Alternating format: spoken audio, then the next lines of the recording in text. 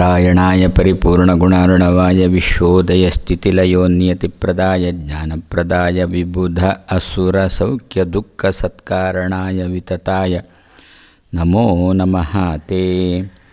ಸರ್ವಾಯುಧೈಃ ಯುಕ್ತರಥಂ ಸಮಾಸ್ಥಿತೆ ಗೃಹೀತಚಾಪೆ ಫಲ್ಗುನೆ ದ್ವಾರವತ್ಯಾಂ ಆಸೀದ್ ರಾವಃ ಕಿಂ ಕಿಂ ಏತತ್ ತ್ರಿದಂಡಿ ಕನ್ಯಾಂ ಹರತಿ ಏಷಃ ಕೋದಂಡಪಾಣಿಃ.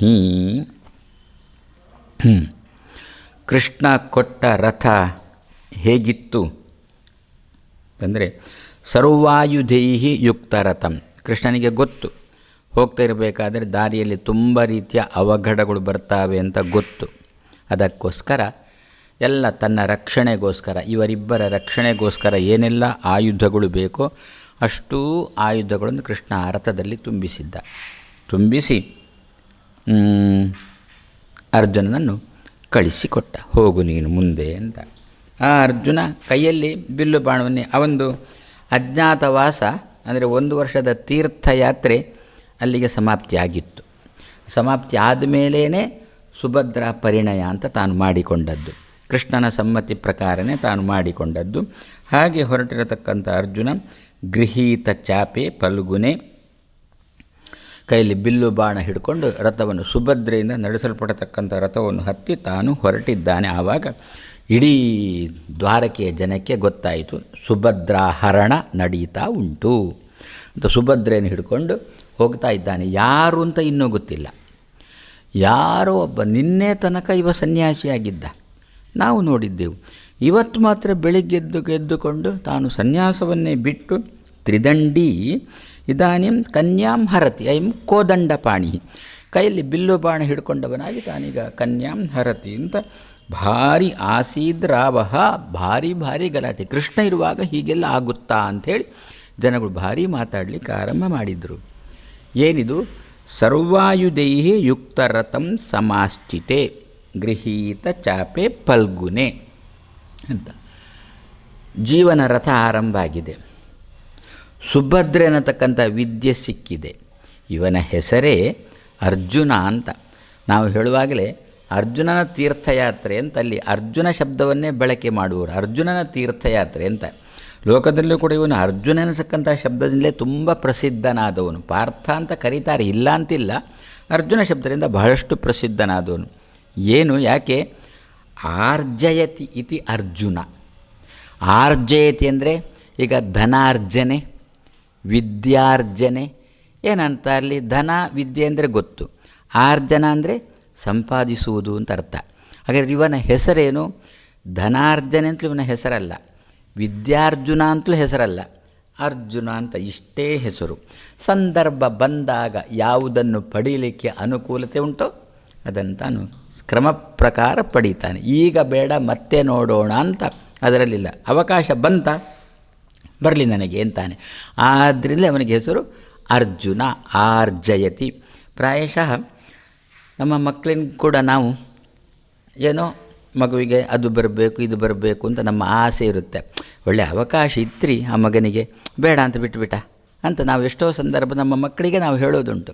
ಅವನ ಕಾಲ ಬುಡಕ್ಕೆ ಬಂದಿತ್ತು ಅವಕಾಶ, ಒಳ್ಳೆಯ ಉದ್ಯೋಗ ಬಂದಿತ್ತು ಅಥವಾ ಒಳ್ಳೆಯ ಹುಡುಗಿ ಬಂದಿದ್ದಳು, ಬೇಡ ಅಂತ ಬಿಟ್ಟುಬಿಟ್ಟ. ತಗೊಳ್ಬೋದಿತ್ತು, ಮನೆತನ ಚೆನ್ನಾಗಿತ್ತು, ನಾವು ಎಷ್ಟೋ ಸಂದರ್ಭದಲ್ಲಿ ಹೇಳೋದುಂಟು. ಹೌದಾ? ಹಾಗಾದರೆ ನಮಗೆ ಆ ಹುಡುಗಿ ಇಷ್ಟ ಇರುವಾಗ, ಹುಡುಗಿಯ ಮನೆತನವೂ ಕೂಡ ಚೆನ್ನಾಗಿ ಉಂಟು ಅಂತ ಆಗಿರುವಾಗ, ನಮ್ಮ ಮನೆಗೆ ತಂದರೆ ಒಳ್ಳೆಯದಿತ್ತು ನಮಗೆ ಭಾವನೆ ಬರುವುದಾದರೆ, ಅದು ನಮ್ಮ ಹುಡುಗನಲ್ಲಿ ಅರ್ಜುನನ ಚಿಂತನೆ ಮಾಡಿದರೆ ತುಂಬ ವಿಶೇಷ. ಮಾತ್ರ ಈ ಅರ್ಥವನ್ನು ಮೆಲುಕು ಹಾಕಿಕೊಂಡು ಚಿಂತನೆ ಮಾಡಬೇಕು. ಏನು ಅಂತ? ಆರ್ಜಯತಿ.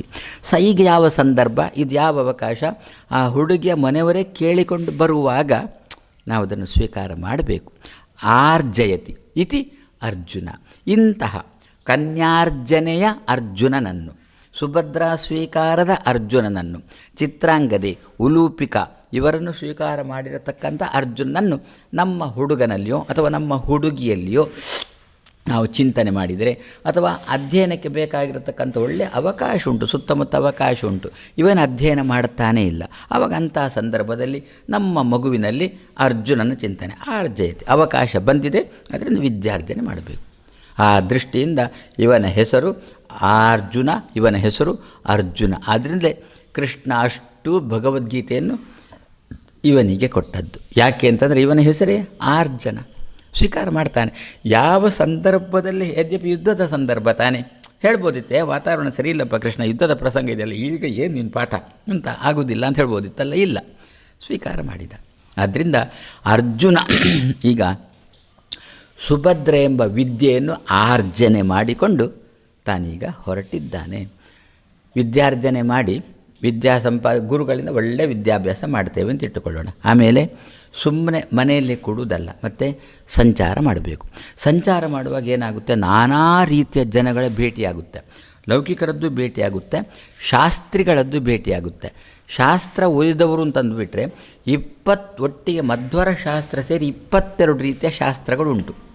ಅದರಲ್ಲಿ ಒಂದು ಶಾಸ್ತ್ರ ನಾವು ಓದಿದ್ದರೆ ಮತ್ತೆ 21 ಶಾಸ್ತ್ರಕಾರರು ನಮಗೆ ಎದುರಲ್ಲಿ ಎಲ್ಲಿ ಬೇಕಾದರೂ ಸಿಗ್ಬೋದು, ಆವಾಗ ಸಿಗ್ಬೋದು. ಹಾಗೆ ಅವರು ಸಿಕ್ಕಿದಾಗ ಏನು ಮಾಡ್ತಾರೆ, ಚರ್ಚೆಗೆ ಇಳಿತಾರೆ, ಮಾತಿಗಿಳಿತಾರೆ. ಅಥವಾ ನಾವಲ್ಲಿ ಉಪನ್ಯಾಸ ಮಾಡ್ತಾ ಇರ್ತೇವೆ, ಉಪನ್ಯಾಸ ಕೇಳಿಸಿಕೊಂಡರು ಮುಗಿದ್ಮೇಲೆ ಪ್ರಶ್ನೆ ಮಾಡ್ತಾರೆ. ಪ್ರಶ್ನೆ ಮಾಡಿ ಚರ್ಚೆ ಶುರುವಾಯಿತು.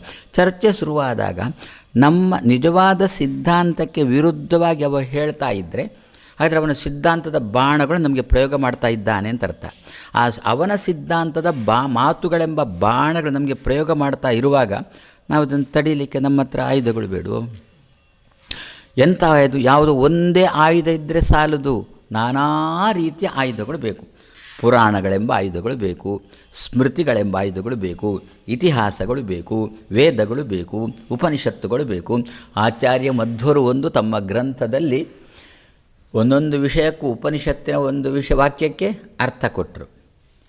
ಇದು ನಿಮ್ಮದೇ ಸ್ವಂತ ಅರ್ಥನೋ ಅಥವಾ ಎಲ್ಲಿಯಾದರೂ ಉಂಟಾ ಅಂತಂದರೆ ತಕ್ಷಣದಲ್ಲಿ ಒಂದು ಆಯುಧ ತಂದರು, ಒಂದು ಪ್ರಮಾಣ ತಂದು ಅದರ ಅಡಿಯಲ್ಲಿ ಬರೆದ್ರು. ವ್ಯಾಸರು ಇಂಥ ಕಡೆಯಲ್ಲಿ ಹೀಗೆ ಹೇಳಿದ್ದಾರೆ ಇದನ್ನು ಅಂತ ಅಂದುಬಿಟ್ರು. ಆವಾಗ ಎದುರಿ ಕೂತವರು ಮಾತಾಡಲಿಕ್ಕಿಲ್ಲ.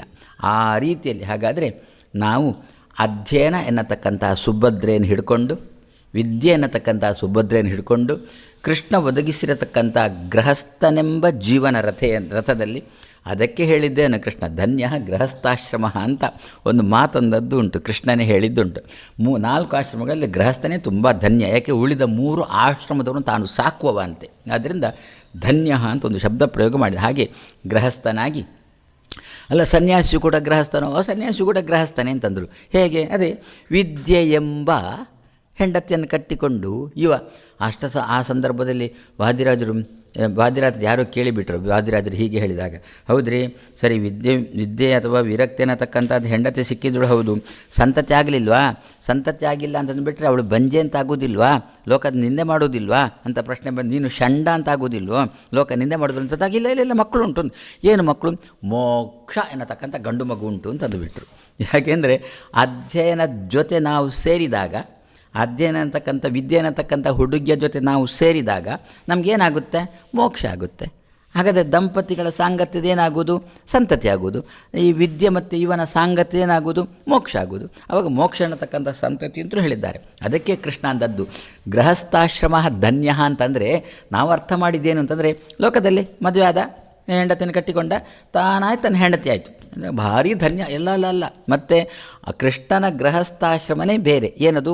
ಯಾರು ವಿದ್ಯೆ ಅನ್ನತಕ್ಕಂಥ ಹೆಂಡತಿಯ ಜೊತೆ ಲಗ್ನ ಮಾಡಿಕೊಂಡು ತಾನು ಮನೆಯಲ್ಲಿ ಇದ್ದು ಏನು ಮಾಡಬೇಕು? ಬಂದವರಿಗೆಲ್ಲ ಊಟ ಹಾಕಬೇಕು, ಅವ ಧನ್ಯ. ಬಂದವರಿಗೆ ಊಟ ಹಾಕುವುದು ಅಂತಂದರೆ ತಾನು ವಿದ್ಯೆ ಸಂಪಾದನೆ ಮಾಡಿದ್ದಾನಲ್ಲ, ಅದನ್ನೆಲ್ಲ ಬಂದವರಿಗೆ ಉಪದೇಶ ಮಾಡಬೇಕು. ಬಂದವನು ಭಿಕ್ಷುಕನೋ ನೋಡಿ, ನಮ್ಮ ಮನೆಗೆ ಬರ್ತಾರೆ ಅಂತಂದರೆ ಅವರು ಸುಮ್ಮನೆ ಬರೋಲ್ಲ, ಏನೋ ಒಂದು ಸ್ವಾರ್ಥ ಇಟ್ಟುಕೊಂಡೇ ಬರ್ತಾರಲ್ವ. ನಮ್ಮಿಂದ ಏನೊಂದು ಕೆಲಸ ಆಗಬೇಕು ಅಂತ ಬರ್ತಾರಲ್ಲ, ಬಂದವನು ಕೂತ್ಕೊಳ್ಳು ಅಂತ ಹೇಳೋದು. ಏನು ಬಂದು? ಇಲ್ಲ ನಿಮ್ಮಿಂದೊಂದು ಇಂಥ ಕೆಲಸ ಆಗಿ, ಹೌದಾ, ಅದೊಂಚೂರು ಕೂತ್ಕೋ, ಮೊದಲು ನಾನು ಹೇಳೋದನ್ನು ಕೇಳು, ಆಮೇಲೆ ನೀನು ಹೇಳೋದು ನಾನು ಕೇಳ್ತೇನೆ ಅಂತ ಅಂದ್ಕೊಂಡು ಅವನಿಗೆ ಸ್ವಲ್ಪ ಭಗವಂತನ ವಿಷಯವನ್ನು ಅವನಿಗೆ ಹೇಳಿ, ಆಮೇಲೆ ಯಾಕೆ ಬಂದಿದ್ದ ಅದನ್ನು ಮತ್ತೆ ಅವನಿಗೆ ಕೊಟ್ಟು ಕಳಿಸಿಬಿಟ್ರೆ ಸರಿ. ಆದರೆ ಏನಾಯಿತು? ಬಂದವರಿಗೆಲ್ಲ ಊಟ, ಹೊಟ್ಟೆಗಲ್ಲ ತಲೆಗೆ, ಹೊಟ್ಟೆಗೂ ಹಾಕಲಿ, ಹೊಟ್ಟೆಗೆ ಮಾತ್ರ ಅಲ್ಲ ತಲೆಗೂ ಊಟ ಹಾಕತಕ್ಕಂಥ ಗೃಹಸ್ಥಾಶ್ರಮ ಇದ್ದಾನಲ್ಲ, ವಿದ್ಯಾ ಎಂಬ ಹೆಸರಿನ ಹೆಂಡತಿಯನ್ನು ಕಟ್ಟಿಕೊಂಡಂತಹ ಗೃಹಸ್ಥಾಶ್ರಮ ಇದ್ದಾನಲ್ಲ, ಅವನೇ ಧನ್ಯ ಅಂತ ಕೃಷ್ಣ ಹೇಳಿದ್ದು. ಹೀಗೆ ಹಾಗಾದರೆ ಈ ನಿಟ್ಟಿನಲ್ಲಿ ಬ್ರಹ್ಮಚಾರಿಯು ಗೃಹಸ್ಥನೇ, ವಾನಪ್ರಸ್ಥನು ಗೃಹಸ್ಥನೇ, ಗೃಹಸ್ಥನು ಗೃಹಸ್ಥನೇ, ಸನ್ಯಾಸಿಯು ಗೃಹಸ್ಥನೇ. ಈ ಗೃಹಸ್ಥರು ತಾವು ಜೀವನ ಎನ್ನತಕ್ಕಂಥ ರಥದಲ್ಲಿ ಹೋಗ್ತಾ ಇರಬೇಕಾದ್ರೆ ಅದರಲ್ಲಿ ತುಂಬ ಆಯುಧಗಳು ಬೇಕು. ಏನು ಆಯುಧಗಳು? ನಾನಾ ರೀತಿಯ ಶಾಸ್ತ್ರ ಗ್ರಂಥಗಳೆಂಬ ಆಯುಧಗಳು ಬೇಕು. ಯಾಕೆ? ಇವ ಹೋಗಿ ಉಪನ್ಯಾಸ ಮಾಡುವಾಗ ಕೇಳತಕ್ಕಂಥವರು ನಾನಾ ಮತದವರು ಇರ್ತಾರೆ. ಅವರು ಪ್ರಶ್ನೆಗಳನ್ನು ಮಾಡ್ತಾರೆ. ನೀನು ಹೇಳಿದ್ದಕ್ಕೆ ದಾಖಲೆ ಎಲ್ಲಿ ಉಂಟು ಅಂತ ಪ್ರಶ್ನೆ ಮಾಡ್ತಾರೆ. ಆವಾಗ ದಾಖಲೆ ತೋರಿಸಲಿಕ್ಕೆ ನಮ್ಮಲ್ಲಿ ಇರಬೇಕು. ನಾವೊಂದು ದಾಖಲೆ ಹೇಳ್ತೇವೆ, ದಾಖಲೆ ಎಲ್ಲಿ ಉಂಟು ಅಂತಂದಾಗ ತಕ್ಷಣದ ಪುಸ್ತಕ ತೆಗೆದು ನೋಡು ಇಲ್ಲಿ ಉಂಟು ಆ ದಾಖಲೆ. ಆವಾಗ ಏನಾಯಿತು? ತೆಪ್ಪಗಾದ. ಯಾವಾಗಲೂ ಅವ ಬಾಣ ಬಿಡ್ತಾನೆ, ಪ್ರಶ್ನೆಗಳೆಂಬ ಬಾಣ ಬಿಡ್ತಾನೆ. ನಾವು ಅದಕ್ಕೆ ಪ್ರತಿಯಾಗಿ ದಾಖಲೆಗಳೆಂಬ ಬಾಣ ಬಿಟ್ಟಾಗ ಅವ ಪ್ರತಿಪಕ್ಷಿ ತೆಪ್ಪಗಾಗ್ತಾನೆ. ಆದ್ದರಿಂದ ಸರ್ವಾಯುಧೈಹಿ ಯುಕ್ತ ರಥಂ, ಎಲ್ಲ ರೀತಿಯ ಪ್ರಮಾಣ, ಎಷ್ಟೆಷ್ಟು ಪ್ರಮಾಣ ಗ್ರಂಥಗಳು ಅಂತ ಉಂಟು ಅಷ್ಟೂ ಪ್ರಮಾಣ ಗ್ರಂಥಗಳೆಂಬ ಆಯುಧಗಳನ್ನು ಇವ ತನ್ನ ಜೀವನ ರಥದಲ್ಲಿ ಇಟ್ಟುಕೊಂಡು ಆಮೇಲೆ ತಾನು ಮುಂದೆ ಹೋಗಬೇಕು. ಆ ಧಾಟಿಯಲ್ಲಿ ಅರ್ಜುನ ಈ ದಿವಸ ತಾನು ಪ್ರಯಾಣವನ್ನು ಮುಂದೆ ಬೆಳೆಸಿದ.